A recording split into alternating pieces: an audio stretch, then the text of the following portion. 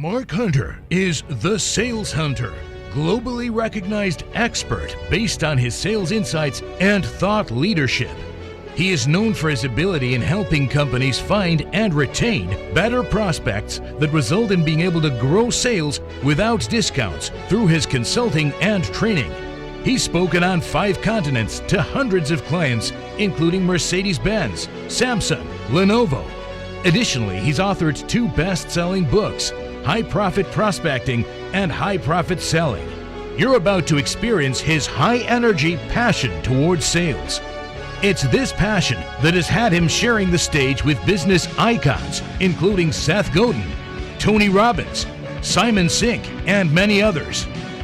Get ready to have your beliefs altered, your mind changed, and your world rocked. Please welcome Mark Hunter, the Sales Hunter.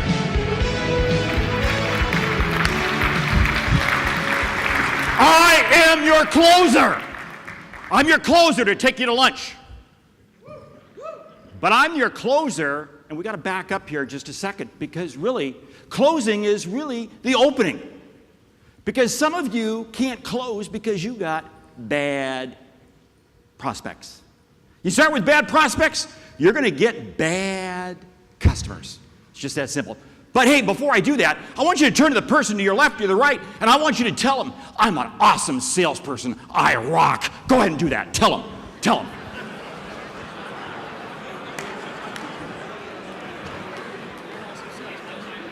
Yeah. You know what's interesting? I didn't say, you're a great salesperson. You're great. No, I said, I am. Because I'll tell you what. There's a reason why the flight attendant says, in the case we lose air pressure, whatever, mask will fall. Put your mask on before you can help those around you. You can't help anybody until you first help yourself. The greatest challenge we have in sales, I don't think, is the process. Whoa, I told you I'm going to say some upsetting things. It's our mindset. Because I'll tell you what, sales is not what we sell. It's not how we sell. It's why we sell. To help other people. I didn't wake up as a born salesperson. I stand here today because of the Seattle Police Department. The Seattle Police Department put me into sales. Because the last quarter of my senior year of college, I got 3 tickets. Which meant about 3 months later, I got this little thing in the mail that said I couldn't afford car insurance. I had to get a job that supplied me with a car. Taxi cab driver, bread truck driver, or a salesperson. Bread truck driver. I'm not getting up at 2:30 in the morning. Taxi cab, no, they do background checks. I'm not going to get that. That means I got a sales job. And oh, by the way, a sales job where they don't do background checks. You know what my first sales job was? Selling sides of beef. Yeah, but I had a car. But here's something I learned. When we prospect with integrity, we will get customers who have integrity. I want you to really stop and think about that. The customers you get are a reflection of who you are. And I can't be any more serious about this. This is why I say it's more than the process. It's more than everything. It's who you are. You attract those people who are like you. It's easy to sit there and say, oh, we have integrity. We have integrity. Boy, I'll tell you what. In the last few months, have we seen that called out? There was this little airline that had hold it. There was a bank that had this little problem last fall. But I believe this. I don't care what happens around me. All I can do is what I can control. And I'm going to call out United Airlines in a positive manner, because there are thousands of people that go to work every day at United Airlines proud of their job, proud of the people they get to serve. And you know what? You can't let the actions around you impact you. Only you can control your actions. You see, my whole thing is really, think about this. With each person I meet, I earn the right, the privilege, honor, and respect to meet with that person again. I'll tell you what, does that excite you? Like I said, I didn't get into sales only because of the Seattle Police Department. I went to college to get a degree in marketing. I did not want to go into sales. My goal was really to be a disc jockey. Okay, that career didn't work out either, okay? But I got into sales. You know what's interesting? I didn't like it at first. I did not like it at first until I realized it's a one-to-one connection. It's one-to-one. And I want you to ask yourself this question. Each person you talk to on the telephone, is it a relationship that you're having with them? Is it a conversation? Let me tell you something. The best sales presentation ever made is a sales presentation never given. It's a discussion. It's a dialogue. It's two people. You see, one of the things that we have to figure out is how do we prospect faster? That's really what I'm talking about. How do we prospect faster? Because let me tell you something. This is what some of you have. Look at this pipeline on the left. It's a sewer pipe. You put crap in at the top, you get crap out at the bottom. I see sales managers. I have people show me their sales funnels. You know, let's see what's in your pipeline. And here's all this crap right in the middle. And it ain't moving. Well, you know why they have it in there? Because their boss is holding them. You got to keep a lot of stuff in your pipeline. Got to keep a lot of stuff in your pipeline. I don't want crap in my pipeline. I want a pipeline that is very fast, very quick. I want to be able to bring you into the top and bring you through to the bottom. We do a disservice to our customers when we knee-jerk them through the let me show you our capabilities presentation. If they want it, they can get it on the internet.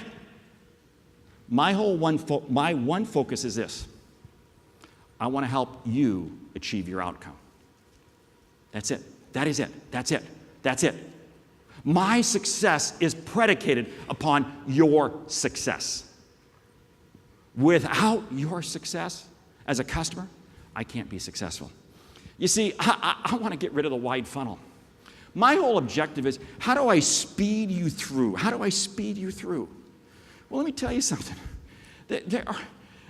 When we do a total disservice to ourselves. I was talking to a lady the other day. She called me and she said, Mark, we have a real hard time because our outbound team is just not successful. They're just not getting enough appointments. And I said, how many appointments are they getting? Because their whole process was, call, get an appointment. And she said, we have a really good deal because we close about 80% of the appointments we get. I said, well, great. How many appointments are you getting? About 2 a week. This is from your outbound sales team? I think we got a problem here. I think we have a problem. And I said, well, how do you start off the call? And she said, well, we start off the call by saying, hi, we're with so-and-so yoga company. And I said, who are you calling? I said, we're calling businesses. Well, excuse me. If you're calling businesses saying you're yoga, yeah, guess what? It ain't gonna. See, what I want to do is I want to create a very narrow funnel. I want to create a very narrow funnel. What I said is, no, that's not what you sell. You don't sell yoga. You don't sell yoga. You sell employee satisfaction. You're reducing turnover. You're helping morale. What I tell people when I'm working with clients is your phone call doesn't start off with saying, hi, I'm Mark Hunter. I do this. Oh, shut up. Mike was talking about that this morning, and I'll tell you what. You got to really figure out how are you opening it. Because what was happening was companies were hearing the word yoga. No, we're not interested. You call me, and I wouldn't be interested either. But call me and ask the question, hey, how are you dealing with employee morale? How are you doing with turnover? How are you dealing with stress? And then, of course, they always come back, well, who are you? Well, we work with companies to help them minimize employee stress, create less turnover, create employee satisfaction. You see, what I'm doing is I'm engaging them in what their outcomes are. That's how I really get to where I want to be. You see, I got to stop and ask myself this question. What am I leading with? One other quick example about the narrow funnel. I was talking with a financial planner. In a couple of weeks, I'm speaking at a regional financial planning conference. And I was talking, I was doing some interviews, getting set, and I was talking to some of the folks, and I said, hey, tell me about how you open up your phone calls. And what are the challenges you have? And they go, well, yeah, we do really good at getting appointments. Getting appointments, great. Do they turn into clients? No, we really don't. I said, so what you're doing is you're getting appointments, you're getting callbacks of people who just don't have the guts to tell you they don't want to deal with you. Yeah, in other words, you're calling your family, you're calling your friends. But this is what I found very interesting. Well, I said, yeah, because we're in financial planning services and correlate this to your job. We have some financial planners in the room here. We have some insurance people in the room. Correlate this to your business. Well, we say, what are your financial goals? Oh, that's so stupid, pathetic, upchuck, vomit. I said the question should be, hey, describe what retirement looks like to you. Let them paint the picture. I believe in this. I'm going to let the customer paint the picture. Then I just fill in the details. Our whole objective in the initial phone call, because this whole thing, we don't ask tough enough questions. I want to screen fast, because my whole goal is to spend more time with fewer prospects. That's what whoa. I don't care what I have in the top of my funnel. I only care what I have in the bottom of my funnel. That's the stuff I take to the bank. I can't eat leads. I don't care. I can't eat leads. I'm going to the bank. I'm going to deposit some leads. It ain't going to happen. Bad salespeople have shoeless kids, okay? Get that? Take that to the bank. I got to close deals. But that means I can't be spending time with people who I can't do anything with. I really equate it to this expression. You can't turn a Walmart shopper into a Nordstrom customer. It ain't going to happen. I wrote the first book, High Profit Selling, and it was about how to close the deal without the discount, which really led to my next book, because really what happened was people were discounting because they were starting off with lousy prospects. You find the right prospect, and it's amazing how you can close them at full price. And oh, by the way, you can close them at full price. Why? Because you're spending more time with them. How much time does a Walmart salesperson, I'm sorry. A Walmart clerk. Oh, that's another problem. Sales is not customer service. Sales is not customer service. Your job as salespeople is to deliver incremental volume to your company. Let other people in your organization do customer service. Whoa, I just rattled a few people there. But see, I walk into Nordstrom, and guess what happens? That clerk comes up to me, and that clerk will spend as much time with me. And I'm going to walk out of there with a lot of money. I mean, no, they're going to walk out of there with I'm going to walk out with a lot less money, because I will have spent a fortune. And oh, by the way, you know that's interesting is that a week later, that Nordstrom person sends me a personalized note card saying, hey, Mark, thank you for shopping with us. And oh, by the way, thought you'd like that. You see, what did that Nordstrom clerk do? He said, this is a high-value customer. That's where I want to be spending my time. Now, how do I get there? How do I get there? Well, this is really a deep formula. C plus C equals O equals P. And let me tell you something very, very critical.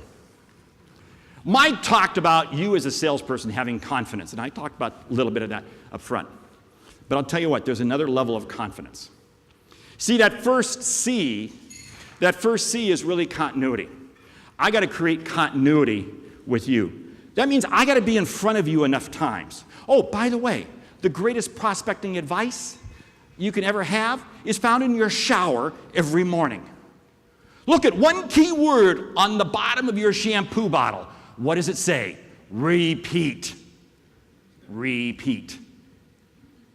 You see, one of the reasons people suck at prospecting is because they start what they can't finish. Don't start what you can't finish. You know, these people who have we're going to have this prospecting blitz. We're going to blitz for a couple days. I wrote about this in my book. There was a company I worked with that business would go in the tank, and everybody's on the phones, everybody's prospecting, and then from heaven, some piece of business will, we don't have to prospect anymore. Yeah. And then life goes on, and then guess what? They go back in the tank. Prospecting blitz! And they look to the sky, and like, man, I'm coming from heaven. Boom! Piece of business comes down.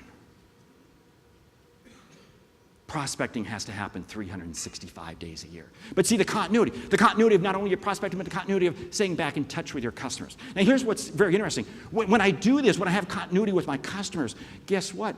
I'm able to show a display of competence to my customers. competence. You know, Anthony was talking about that neurosurgeon. You don't want to really go into surgery with well, I've never done this before. I don't know. This will be an experiment on me too. Yeah, great. I wind up dead. You still get paid. No. We only want to do business with people who are competent. Oh, by the way, competency is not expressed or seen through what you say. It's seen and expressed through the questions you ask. When you're prospecting, you know what the two magic money words are? When the other person says, great question. Great question. Now think about this for a moment. When you ask them a question, but Mark, this is on the initial call. Yeah, and what's your problem? Yeah, because I want to take that first call. I'm going to have the outcome. The outcome might be to get the next appointment. The outcome, whatever. But I can't get there until I've learned a critical piece of information about you. And I ask that by asking questions. And when they say great question, what have I done? They have, wow, they're thinking. When I hear the customer say great question at any time through the sales process, I know I have a customer I can close because now they're thinking. Stop and ask yourself this question. How many times do you hear that from your customers? If you're not hearing that, you're not asking the right questions. Because here's the thing. The best questions you can ask are the ones you don't even know the answer to either. See, confident salespeople are willing to ask questions that the customer can't answer and you can't answer. What does that do? It creates a level of dialogue, creates a discussion. I love that. That allows me to create a better outcome. That allows me to really spend more time with fewer prospects because I'm gonna take them to a higher level. But this is what's kind of interesting. When the customer sees this level of continuity and sees this level of competence, and oh yes, you can express that through social media. This is why LinkedIn is such a powerful tool, because they can see it. Many of you are in this room here today. Why? Because you've been following us on social media. Now think about that. Then the customer has a level of confidence. It's only when the customer has a level of confidence that I can have a level of confidence. You see, confidence goes both ways. Both ways.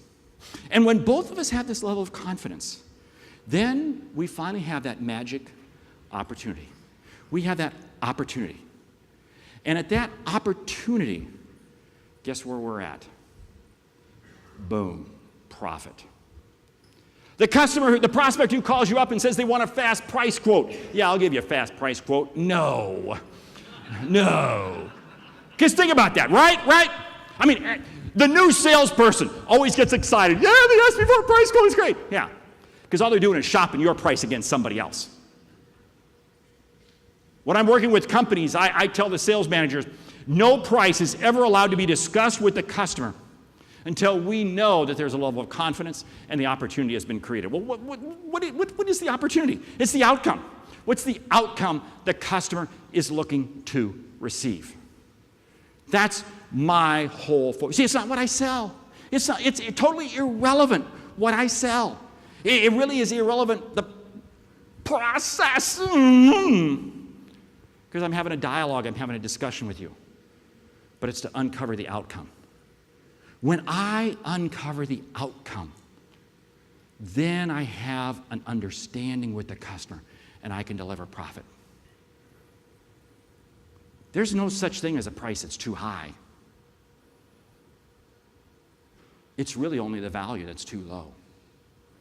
I increase the value, I increase the price. And oh, by the way, it's not for you to determine what your value proposition is. Don't. I work with a lot of companies saying, wow, our prices are so high. I can't believe we charge this much money. I go, look, you village idiot. That's why your kids don't have shoes. It's not what you think is value. It's what the customer thinks is value. This is why the confidence is so critical. Because when I get to this confidence, then I can begin, truth begins to come out when you have confidence. Because now the customer will share with you truth, not the bold-faced lies. Profit, I love profit. Profit allows me to do what I do better. Now think about it. Each of you invested money to come here today. Some of you came from Canada, the West Coast. There's some serious money and there's serious time involved. Well, let me tell you something. You wouldn't have come here unless you felt you were going to get a return on your investment. It wasn't like you woke up in the morning and say, oh, I want to go see if Anthony really doesn't have any hair. No. No. You came here because you wanted a return on your investment. See? That's what your customers are looking for. What is your return on investment? I don't care if this is B2B, B2C, B2G, business to government. It is all about the return on investment. Because you know what? Nobody buys anything. They only invest.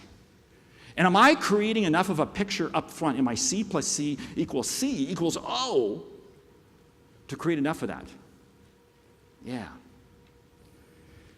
You see, let me share with you some key things. What I love doing in the prospecting phase. Micro commitments. I love getting micro commitments. Micro commitments, what are these all about? These are about, I've talked to you on the phone, and we've got a follow-up meeting set, because you agreed to it. Well, that's kind of a micro commitment. But I'm going to take that micro commitment one step further, because I'm going to say, hey, I'm going to email you a PDF. Would you mind taking a look at it and emailing me back? Now think about this. If they take a look at it and email me back their comments, what has that done? That's engaged the customer a little more. That's engaged the prospect a little more. See, I want to get micro commitments all along the way, because what is this doing? It's engaging the customer. Now you say, Mark, wait a minute, hold it. You said up front that we need to be fast, but now you're talking about, I'm not saying this is slowing it down. Because what I'm doing is I'm using micro commitments to help create and paint the opportunity. That's what I'm doing. Because here's really where I want to get to. I want to get to proprietary information. You know you've hit a home run when you suddenly hear the customer, the prospect, share with you a piece of what is proprietary? That is information not known publicly. When they share with you information that is not known publicly to other people, then guess what? You've created that level of confidence. Because think about this. Would they share with you a piece of proprietary information if they weren't comfortable with you? No. So I look for this. And the piece of proprietary information is what I'm going to follow up with you with. Back on the micro commitment, really taking it to the next piece in terms of great questions. Great questions come from asking outcome. What I want to do is I may be making my initial call to you. Cold call, yes. I love cold calling, yes. Yesterday I wrote a blog post, 10 reasons why I love prospecting. It was amazing the comments I got back on it. But think about this for a moment. I call you. Well, I interrupted you. Does anybody wake up in the morning and say, oh, by golly, I hope Mark Hunter calls me today? It ain't going to happen. Thinking about prospecting is not prospecting, okay? That's another piece you can take to the bank. You got to make the call. My whole objective in making the call is merely to find out one piece of information about you and get you to share with me a piece of information so I can get a follow-up appointment when we can talk when it's convenient for both of us. And oh, by the way, when I make that follow-up call, the piece of information I'm going to lead off with is exactly what you shared with me in that first call. And here's why. When I share with you exactly, hey, Ross, you mentioned boom, boom, boom. When I lead off my second call by saying that, what is that told? Well, wow, he remembered. He actually listened to what I said. You will increase the potential you get out of your second call by making that one slight change. But it still comes back to great questions are outcome-based questions. That's why I told that financial planner, I said, don't ask something so lame as what are your financial goals? It's what does retirement look like to you? To this yoga company, I was selling yoga services. What they did was they go into companies and they provide yoga sessions for companies. It's what does employee stress look like? What are the impacts on turnover? Whatever. I want to have stress-focused questions early on. Now you say, Mark, that can turn some people off. Well, yeah, you're right. But you know what? This is what's funny. I want to turn off those people who only have a heartbeat. Okay, I'll listen to you, I'll listen to you, I'll listen to you. Let me tell you something. Just because you have a heartbeat doesn't mean you're going to buy from me. I have a dog that has a heartbeat. My dog ain't buying jack squat from me. Yeah. I got to stop and ask myself, what are the questions I'm asking? You see, here's something very interesting here. The era of having a single prospecting process is dead. And I say, Mark, hold it. Now I'm really confused. Because I said up front, it's not really the process you use. Okay, I'm lying a little bit, okay? I'm lying a little bit. Yeah. Because here's the whole deal. Today's selling is all about having multiple processes. And when I mean multiple processes, I mean you are going to segment your customer base, your prospecting base, 5, 6, 7 ways. Jeb talked this morning about having that time blocking, and I firmly believe in that. But I believe in taking time blocking one step further. I'm going to time block it by customer outcome, customer industry, customer type. So when I'm on Tuesdays at 10 o'clock when I'm prospecting, is boom. That's the industry I'm dealing with. Why? Because it allows me to take that expertise and use it with everyone else. It gets me in the zone. My whole piece when I'm calling is I need to be in the zone with where you're at right now. Because when I'm there, then it's amazing how much more success I have. So you want to stop and ask yourself, can I break apart my prospecting into 5 or 6 segments? Because it's also going to help me to really realize this, that not all leads are created equal. You're right. They're not. Because not all leads are created equal, and really, it changes the questions I'm going to ask.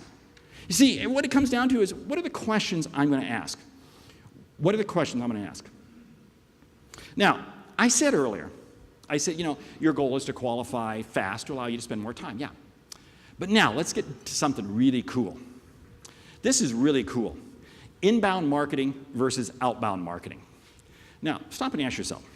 You're all here because we call this outbound. This is outbound. But you're also getting some leads that come in, right?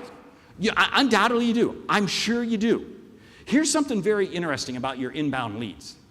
Inbound leads have depreciating value.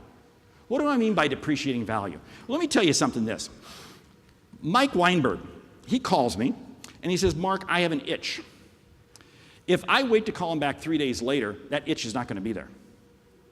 I got to run right over to Mike's house and take care of that itch right then. That's the same thing with your inbound leads.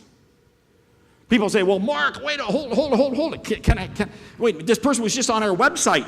Do you want me to call them right then? I say, yeah, you know what? If you're in a consumable, if you're in something that's frequently purchased, yes, you should. You see, I've got down there those 8 questions you really got to ask yourself, because that's going to determine your sales cadence, the cadence you use. And the cadence you use is probably going to vary by industry type. This is where I see a lot of companies going awry. The sales team uses the same process here, but over here they're dealing with purchasing agents, but over here they're dealing with end users. It's a different cadence. Here they're dealing with people where it's an expensed item, and over here it's a CapEx, a capital expenditure. And all that does is it keeps changing your cadence. But let's come back to the whole inbound thing, depreciating value. You have that inbound lead. I've got to follow up with you quickly because it has depreciating value. If I wait for 2 or 3 days to respond, it's gone. I got to respond quickly. And this is where accelerating the prospecting process merits the most value, because my goal is now close you right now. You say, Mark, hold it. What happens if they ask for the price? That's okay. I'm not going to give them the price until I know the opportunity. And I don't know the opportunity until I know the confidence. But see, the inbound person, I can take and have that 10-minute, 15-minute phone call with. I might be able to take what's normally a 3-call process to close and turn it down to 2 or even 1 because they started it. You see, that's depreciating value. Outbound is always appreciating value. I have to get them to appreciate me. I have to get them to appreciate how we can help them. That's that C plus C. So outbound, I've got to be willing to spend more time to bring them up. Now, what does this mean?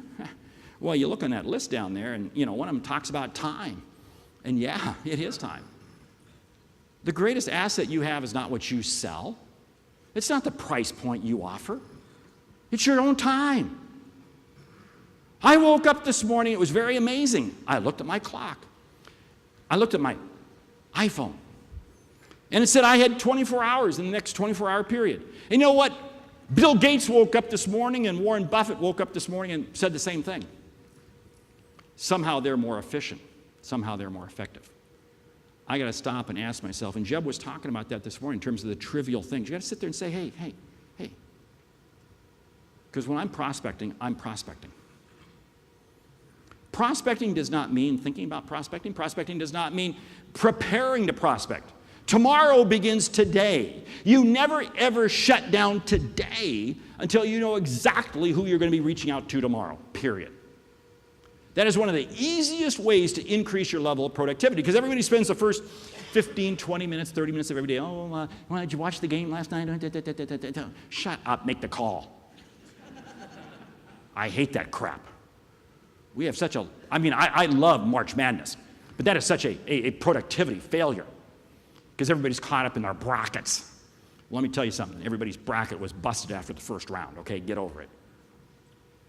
But see, here's the whole thing. Your greatest asset is your time. But oh, by the way, your customers will never know who you are. Will never know who you are unless you reach out to them. You got to really ask yourself those 8 questions because that's going to determine.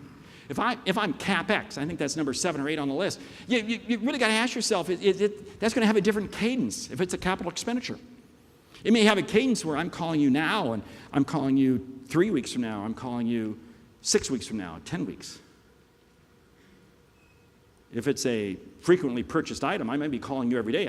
I work in a couple industries where we literally prospect the same people every day because they're frequently buying, boom, boom. And this is B2B. But it's supply companies. You're calling supply companies, boom, boom, boom, you're calling them every day. Don't allow yourself to create a process because it works for somebody else. Only you know what works for you. Only you know what works for you. Because only you know your personality. Oh, guess what? That's the number 2 biggest asset that you have is your personality. 3 out of 4 people have a personality that can sell. Look around the room and see that 4th person. They shouldn't be in this profession. No. Let your personality come through, especially when you're prospecting. Because here's what it comes down to. Prospecting is not activity. It's not activity. It truly is a lifestyle. I love prospecting. I love it. Jeb called me up a few weeks ago, and we were talking, and I made the comment. He said, I've been making prospecting calls today. And he said, really? Cool. That's cool. I called him up a couple weeks ago, and he said, I've been making prospecting calls. We eat our own dog food. I love it. It is absolutely a kick in the pants to prospect. It is. Because really what it comes down to is not all leads are created equal. Now, probably the best way to describe all of this in terms of what we've been talking about here today, and really the whole fact that it's not a process, but it's the changed people. Because your goal is to say, how do I help them achieve a better outcome? Is to go back to my grade school. I spent 4 years at Lydia Jane Hawk. I spent 4 years there, but somebody else I know very well spent more than 20 years there. She was my mom, 3rd grade teacher. She spent more than 20 years in teaching 3rd grade at Lydia Jane Hawk School. And during that time, she had hundreds and hundreds of students. As you can imagine, good and bad students all over the place. She taught school until she was into her 60s. She loved it that much because of the impact that she was getting to make on people. After she retired, kids would come over to the house, and parents would come over to the house, and like, Mom, you're not teaching anymore. I know, but these are my friends. These are my kids. I want to watch how they da-da-da-da. As her health began to decline, word spread around the community. Mrs. Hunter's health is failing. And the visitors became more and more frequent. More and more frequent. Finally, it reached a point in my mom's health that she was not going to make it. And we had to make the painful decision. No more visitors. No more visitors. I was over at our house, and my sister was there, and the phone would ring, and the phone conversation just simply went this: "No, I'm sorry, Mom just really can't see anybody. Thank you, we'll tell her." And the phone rang, and my sister answered the phone, but she was on the phone for several minutes. And she came back in the room where my mom was, and I was, and she said, "Do you remember so-and-so?" And my mom, in her feeble health, said, "Oh, yeah." Like I said, teachers only remember the good and the bad. Well, let me tell you something. The way she kind of snickered and laughed, it was not one of the better students. She said, "Well, he and his mother really want to come over. They insisted on coming over." So I said, "Okay." My mom immediately said, "Give me a comb, give me a mirror. I got to look good for when they come." We got her hair fixed up and made her look good, and she was sitting there on the couch, and a little bit later the doorbell rang. Door opened up, and standing in the doorway was not this little third grader, but this young man, probably about 30 years of age. I mean, he filled the doorway. He was probably 6'5", 6'6", and probably 240, 250 pounds. He filled the doorway. You couldn't tell if it was light or dark outside. This was no third grader. But it was.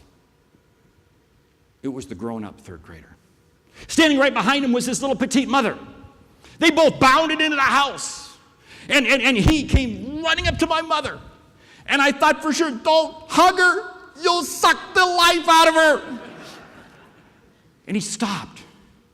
He knelt over and kissed her on the forehead and cupped her hands. The little petite mother came over. That was the hug that almost killed her. But we got into this discussion. My mom said, "Hey, what are you up to these days?" And he began to say. Then the mother stopped. And she said, "Just a moment. I got to share with you something." She said, "You impacted his life in a huge way, more than you'll ever realize. Let me tell you something. He's the only one of my kids who did not have trouble in school. He's the only one of my kids that even made it out of school. He's the only one of my kids that is not incarcerated. Let me tell you something. Sucks the life out of the room."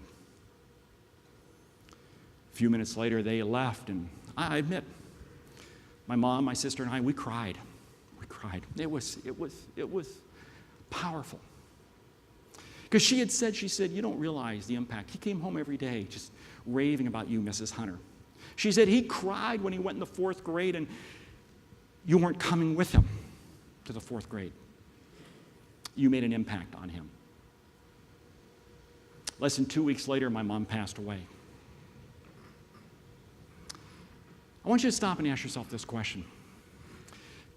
If I had asked my mom, "Mom, did you know you were in sales?" she would have said, "No, I'm not in sales. I'm not in sales. No way." She was in sales. She was in sales. Because you see, sales is about having the desire to succeed and the passion to serve. You know what she was doing every day? She was what? Interrupting his life. She was interrupting his life. Was she getting micro commitments? She was getting micro commitments. She was. Was she creating, C plus C? Yes. Was she creating continuity? She was in the classroom every day. He was in the classroom. It was continuity. Was she creating competence? Yeah, she was creating competence. And this competence was her teaching skills and her dialogue and her discussion. But what happened there? What happened there was he, as a 3rd grader, created a level of confidence. And when he created that level of confidence, that's when it created the opportunity. And the P was not profit, but the P was a profitable. Take out the word profitable. A positive, productive person. You see, it wasn't the product that my mom was selling. It was the outcome that she was achieving. I want you to stop and ask yourself this question. What is the outcome you create with your customers? Every phone call is a delight. Every phone call is an opportunity. Every student my mom had was an opportunity to make an impact. You see, sales is helping our customers see and achieve what they didn't think was possible. You know what's kind of interesting? I don't think that third grader thought he could achieve anything. But what did she do? She created a vision. She created a vision through all those little steps, the sales steps. That's what she did. Who are you making an impact with? Who are you influencing? Every day, people you come in contact with, you influence and you impact. This morning, we've had the privilege of influencing and impacting you. And hopefully we've helped you get to a greater outcome. It's now your turn. I want you to ask yourself this question. Who will you influence? Who will you impact this afternoon? Sales is the greatest profession. It's the greatest profession because we get to impact lives. Thank you very much.